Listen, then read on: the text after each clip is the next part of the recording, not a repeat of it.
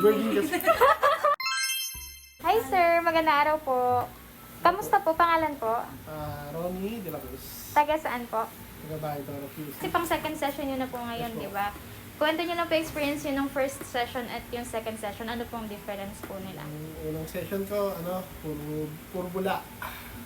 Pero itong second session ko, okay. Yung mga lumabas na, yun nga, hindi ka nais-nais. Pero nung before po kayong magpa-colonic hydrotherapy, ano pong pakiramdam ninyo? Ako, bloated.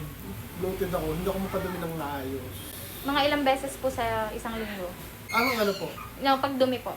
Pagdumi ko, araw-araw naman. Araw-araw Kaso hindi naman. ganun kadami yung pagdumi ko. Tsaka laging masakit po ba Opo, yung tiyan yan. nyo? Opo. Ganun. Tapos matigas po yung tiyan nyo, Yan, sir, no? matigas din yan. Sobrang tigas ng chunk ko. Last December, hindi din ako tunawan ganyan. Sobrang. Pero eto ngayon okay naman, naging okay naman yung, hindi ko lang mabot yung chunk ko. Tsaka, okay yung, mas okay yung pakiramdam ko. Then may mga nagtatanong, sir, kung masakit daw po ba magpa-colonic hydrotherapy, ano po masasabi niyo? Hindi naman siya masakit. Parang lang. Oo. Parang, Hindi naman siya masakit. Parang masakit lang, pero hindi naman siya masakit. Tolerance Kaya naman, kaya. nung unang session lang, sir, nung unang tusok kasi, no? Virgin kasi.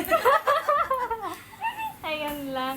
Salamat po. Mare-recommend niyo po ba yung colonic? Yes po. Mga nadagamit ko itong Dr. Gat Wellness Center. Center. Dito sa Colonics nila. Mas okay. Babalik kami. Thank you po.